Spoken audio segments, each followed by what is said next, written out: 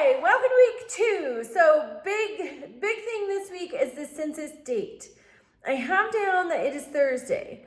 So I will be grading today and mostly tomorrow. You've got to have something turned in by Wednesday to not be automatically dropped. So bear that in mind.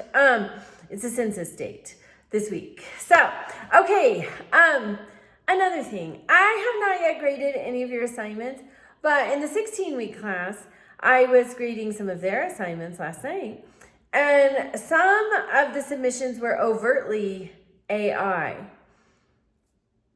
That just is crushing because you will never get anywhere until you learn to do your own work. And until you learn that doing the work, sometimes it's hard, sometimes it's stressful, but the other side of having done the work feels good. It builds you. You know you can do the work. You know you can do hard things. If you just go to a chat bot and have them do it for you, first of all, who put the information into the chat bot? Do you have respect for them? Do you admire them? Cheating gets you nowhere that you want to be, I promise. And if that becomes your habit, you set yourself up for a miserable life. If your habit becomes excellence, if your habit becomes hard work, you set yourself up for a great life. You set yourself up to be someone that you know you can count on. And that's huge, number one. Number two, you become someone other people can count on. People admire, people look to, people want to be around. Do the work. It is so important. Do not cheat. Do not. It truly only hurts you. So in this class, I do not want you using AI. I want you using the resources that I link in the assignments, and I want you doing your own work. You can do other work too, but you need to list those sources. You can do research for sure, but it shouldn't happen in a chatbot. I want you to learn, because what if something happened to the internet? Well, what if we just woke up tomorrow and the internet is broken or whatever? It doesn't work. Then what? Do you know how to find information? Do you know how to think? Do you know how to reason? Do you know how to make decisions without checking with your chatbot or your friends on your social media or whatever? You've got to know how to think and reason and make decisions on your own. That's a life skill. I do not take advice from anyone unless I admire them. I see the fruits working in their lives and I admire them. When I go to a chatbot, I don't know where that information came from. I don't know if I admire those people. So I just really caution you against cheating. Not only because it will get you zeros on your assignments, but, and not always. Sometimes it's sophisticated enough that I won't catch it. But it hurts you. Do the work. Set yourself up to be somebody you admire. That is huge. And that comes only from doing the work. That is how you get there. And I know there's all these TikTok idiots, I know. But how you truly become somebody who is admired and respected is by doing the work. It really is. So I really encourage you. I do encourage you to limit your social media time. I encourage you to read books. I follow Andy Frisella, and he has these Andygrams you can subscribe to that come to your email every day, 365 days of the year. And his one on Saturday was about reading, how most people don't read, and how he made a decision over 25 years ago to read 10 pages of a book every day.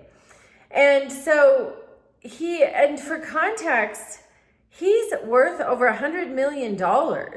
So if reading 10 pages of a book helps accomplish that goal, maybe it's worth doing. And just from what little I know of him, my brother knows him in real life. I just know him, just from his podcast, which he's got a foul mouth. And sometimes those foul words are in his Andygrams and definitely saturating his podcast. So be advised. But what I know of him is that he does the hard work. And he's now $100 millionaire. What are your goals? Where do you want to be? You got to put the work in. So that's my plug there. Please don't cheat. If you're struggling with the work, reach out to me. I'm happy to help you. You have my cell phone number. You can message me in the class. Let's talk if you're struggling, but let's not cheat. So that's my plug. Okay, so this week is one of the best weeks in the whole class. And it's because we look at the Constitution. The Constitution is the focus of my doctoral dissertation. It is my favorite thing in the world. And so, not in the whole world, but it's definitely top 10. Probably top, well, maybe not top, definitely top 10. Okay, so you're going to read the Articles of Confederation. They're short. Don't be intimidated by these documents. Another thing, when you come to a word that you don't know what it means, look it up. Get the definition, because until you know what all the words mean, you don't know what you're reading. So you're going to read the Articles of Confederation. That was our first national governing document after we declared our independence from Great Britain. Then you're going to read Federalist Paper number 21. It's written by Alexander Hamilton. It points out some of the deficiencies in the Articles of Confederation that they corrected in the Constitution. Oh, I was so busy on my soapbox about AI. Let me backtrack. So what we are looking at.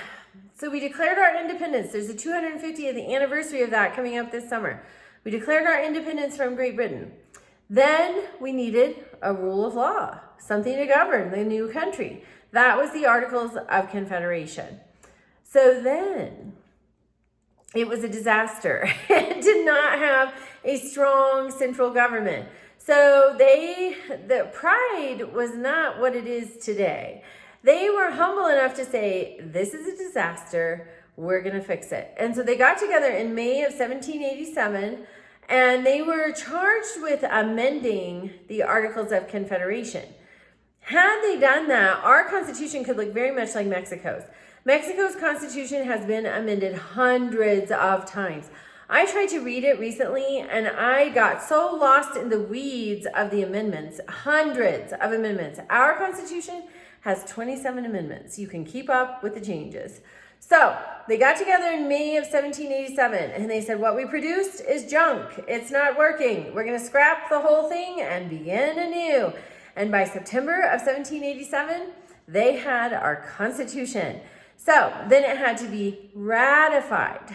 In order to get it ratified, so the strong states, they weren't necessarily for this new Constitution because they were strong, they were successful, and they could do whatever the heck they wanted. There was no central authority compelling them to go along to get along under the Articles of Confederation. So now we've got to explain the Constitution so people will vote for it because it's got to be ratified to become the law. So Alexander Hamilton, John Jay, and James Madison. So Alexander Hamilton is definitely one of our founding fathers. He's a little bit controversial. He was shot by Aaron Burr in a duel in the early 1800s. So he's got a lot of controversy. James Madison is the father of the Constitution, and that's his nickname. And then John Jay was our first Supreme Court Chief Justice. So these are esteemed and intelligent minds who get together and they write the Federalist Papers. It's 87 essays that explain the Constitution. So Federalist 21 says, here's some things that were wrong in the Articles of Confederation. Here's what we've done to fix them in the Constitution. They were essays. They were published under the name Publius. Nobody knew who was writing them in their day, to explain the Constitution so that people would ratify the Constitution. So you're looking at just one of those 87 essays, just one, Federalist 21. And then you're also looking at Washington's farewell address, because our system of government hinges on really a two-party system. And President Washington had some very strong opinions about political parties. So I want you to look at that as well. Let me see here. You're also looking at some constitutional compromises and answering some questions about the Constitution and Federalist 21. So just work through the assignment, read the linked materials, read Chapter 2, the Constitution and its origins in the OpenStax text, and reach out with questions. Texting me is always going to be the best with that, especially right now. We're going into spring and everything just gets really crazy. So please text me, but if you can't text me, reach out to me through the class messaging feature. Just know I will get back much faster with texts.